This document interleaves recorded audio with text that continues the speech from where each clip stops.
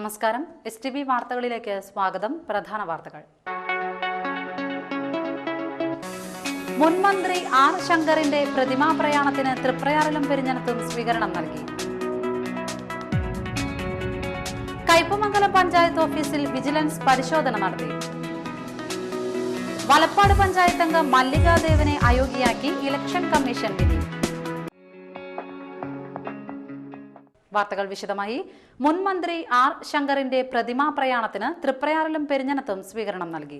കേരളത്തിലെ പ്രഥമ കോൺഗ്രസ് മുഖ്യമന്ത്രിയും മുൻ KPCC പ്രസിഡന്റും SNDP യോഗം മുൻ ജനറൽ സെക്രട്ടറി SN ട്രസ്റ്റ് സെക്രട്ടറിയുമായിരുന്ന ആർ ശങ്കറിന്റെ പൂർണ്ണകായ വെങ്കല പ്രതിമാ പ്രയാണത്തിന് SNDP കൊടുങ്ങല്ലൂർ യൂണിയന്റെ നേതൃത്വത്തിൽ സ്വീകരണം നൽകി.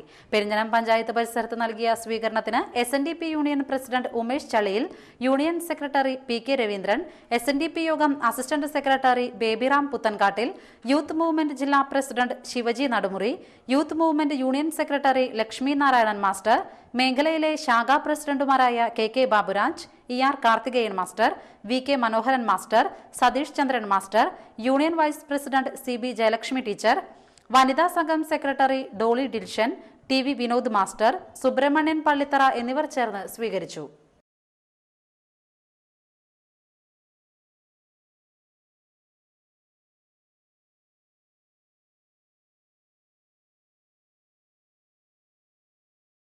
നാട്ടിക ശ്രീനാരായണ ഹാളിൽ നടന്ന സ്വീകരണ സമ്മേളനം DCC പ്രസിഡന്റ് O അബ്ദുറഹ്മാൻ കുട്ടി ഉദ്ഘാടനം ചെയ്തു. അദ്ദേഹം മരിച്ചുപോയിട്ട് നമ്മളെ വിട്ടുപിരിഞ്ഞിട്ട് വർഷങ്ങളായി. എത്രയോ നേരത്തെ അദ്ദേഹത്തിന്റെ സ്മരണ നിലനിർത്തുന്നതിന് വേണ്ടി ഈ പ്രതിമ സ്ഥാപിക്കേണ്ടതായിരുന്നു. പക്ഷെ വ്യത്യസ്ത കാരണം കൊണ്ട് അത് നടന്നില്ല എന്നുള്ളതാണ് യാഥാർത്ഥ്യം.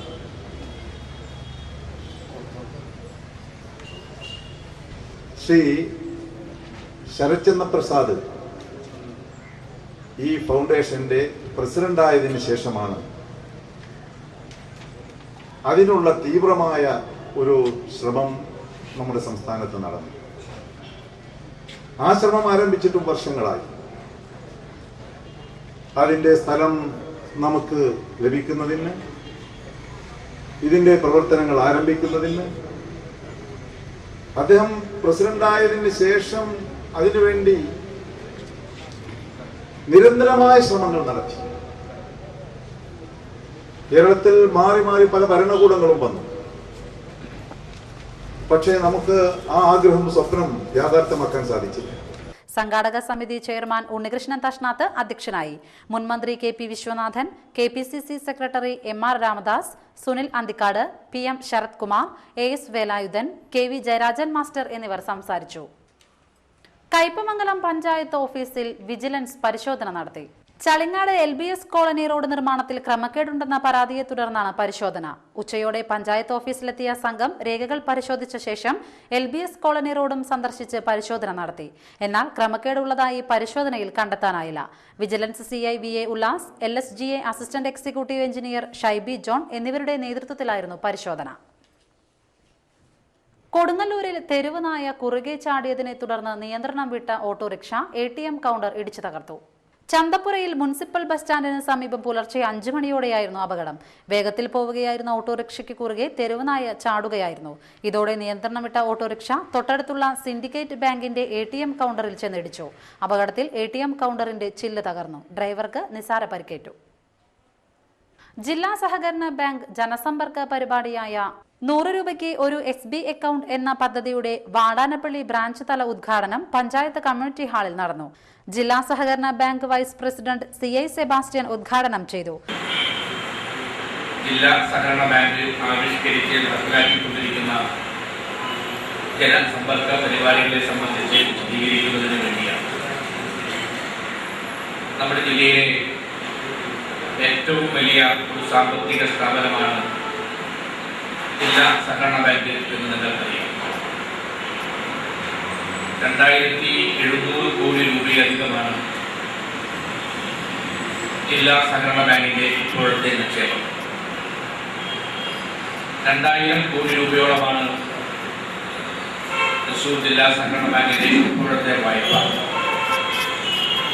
ഞാനിത് സൂചിപ്പിച്ചത് നമ്മുടെ ജില്ലയിൽ വൈവിധ്യമാർന്ന പരിപാടികൾ നടപ്പിലാക്കിക്കൊണ്ട് ജില്ലാ സഹകരണ ബാങ്ക് മുന്നോട്ട് പോവുകയാണ്. അതിൽ പ്രധാനപ്പെട്ട ഒരു പദ്ധതിയാണ് 100 രൂപയ്ക്ക് ഒരു എഫ്ഡി എന്നുള്ളത്. പ്രധാനമായും ജില്ലാ സഹകരണ ബാങ്ക് ഇങ്ങനെ ഒരു ആലോചനയിലേക്ക് തീരുമാനത്തിലേക്ക് എത്തിച്ചേർന്നത് നമ്മുടെ നാട്ടിൽ കേന്ദ്ര ഗവൺമെന്റിന്റെ പുതിയ തീരുമാനമനുസരിച്ച് ഗവൺമെന്റുമായി ബന്ധപ്പെട്ട മുഴുവൻ സബ്സിഡികളും. വാടാനപ്പള്ളി ഗ്രാമപഞ്ചായത്ത് പ്രസിഡന്റ് രജനി കൃഷ്ണാനന്ദ് അധ്യക്ഷത വഹിച്ചു. Vice president PS Surath Kumar, CM Nisar, Ramadevi, Anilkumar, MA Annie എന്നിവർ സംസാരിച്ചു. ഇനിയൊരു ഇടവേള.